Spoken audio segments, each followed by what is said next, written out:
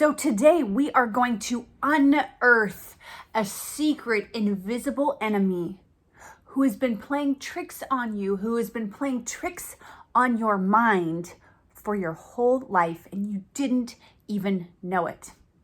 And this evil enemy's name is toxic shame.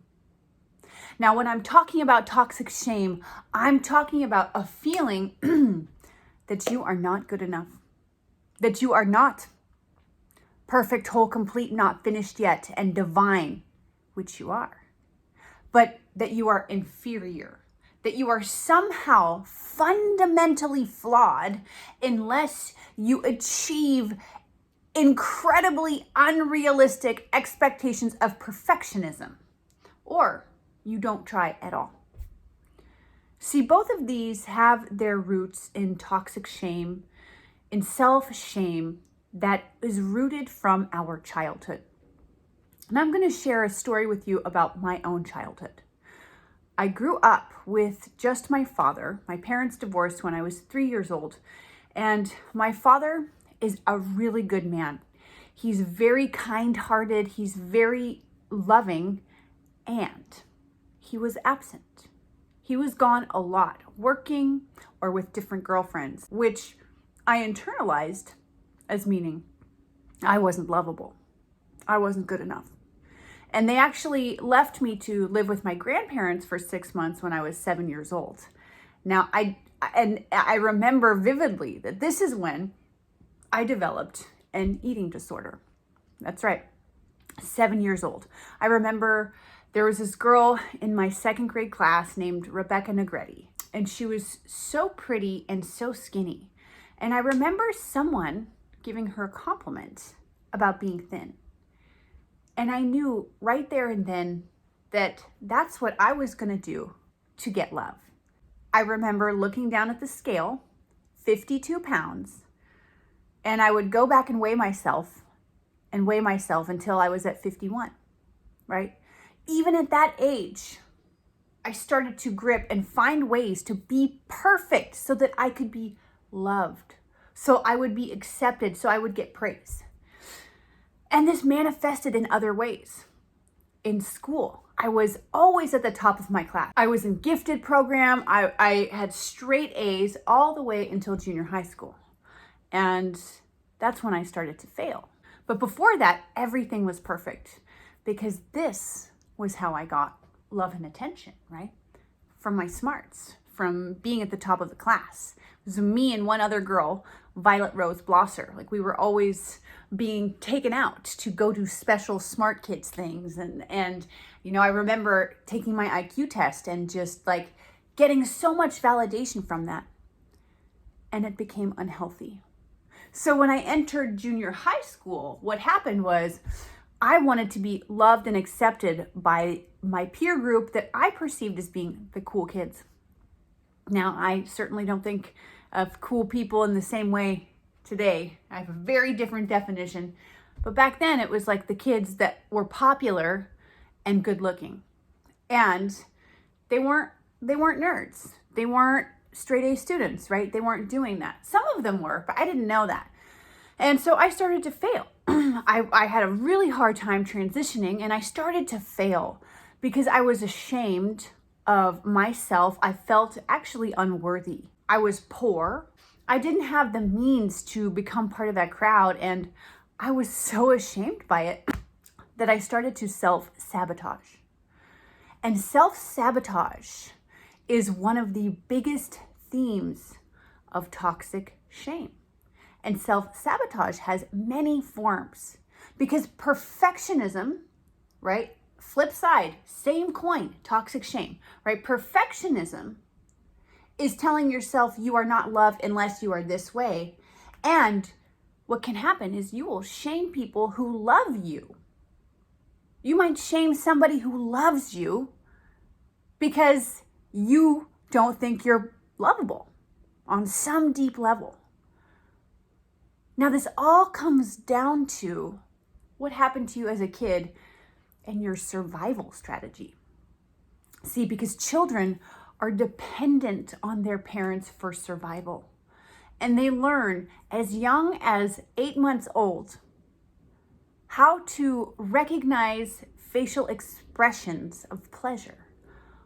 Or conversely, if your parents had patterns of pain and that's how they got attention, you would learn that, right? Oh, I'm hurt. Oh, I can't do it. You might learn how to be a victim. But it all comes back to this false narrative that you aren't enough. And that is what we are here to smash through together. Because you are enough. Because you are so divine. You are magnificent, and it has nothing to do with your age. It has nothing to do with what you've achieved. It has nothing to do with how much money you have in the bank. It has everything to do with your inherent nature as a divine being of God. Do you go and sit in your yard and criticize the birds for not doing things fast enough, for not being with the sexiest bird on the block? No, you just appreciate them for what they are. Creatures existing, eating. Like, it's fun to watch a bird eat, drink water, and poop. But you don't give yourself that same kind of unconditional love. You are here because you are ready to uncover and share your divinity with other human beings. That's why you've stepped in this container with me, because that's what I'm here to hold you accountable to that true emanation and expression of your heart and soul. Now, how does shame show up? Oh, I'm too old to do this. I'm not perfect enough. Oh, I've only been doing this X amount of time. Bullshit. Yes, there is something to be said for being competent, and that is so important. And when you start to withdraw your medicine from the world, from the people, from your family, from yourself, from the people who need it most, this is when you're doing the real damage to your soul, because you are here for a divine purpose and reason. You are not an accident. You are a child of God. You are so magnificent. And these patterns are doing a disservice to your divinity. So it is time to smash through them. Now, anxiety can also be an expression of shame. Panic can be an expression of shame. A fear that people are going to see you're fucked up and you're not perfect. But guess what? Everyone is fucked up and nobody is perfect, and that is beautiful. If you were raised with a false ideal that you had to be perfect, then you have shame and you may not have ever even realized it. I had no idea why I was so driven when I went back to school, right? I went back to school when I was 25, and I was ashamed that I was older than the other students. So how did I make up for that? My technique at this point, which was very much in contrast to like my junior high and high school years, was to overachieve, right? I would go to class even if I had like 104-degree fever. I would go. I would just drag myself no matter what, because I was so terrified. I was so terrified of getting anything wrong, right? Like, that's not a healthy expression. That isn't an expression of like doing something because it feels so good. I felt horrible doing it, and I only did it because that was the way I knew how to get validation. Now, there are so many patterns that people seek for validation, right? Always being right, being the know-it-all. It can also be the opposite, playing helpless, acting like you don't know anything, when in fact you're so smart, you're brilliant, you're a fucking genius with your gift, with your talent, with your expression. But you're ashamed because you have this false narrative, and you're not alone, that was culturally conditioned, that was religiously stamped into your mind, that there's something wrong with you. There's not. There's nothing wrong with you.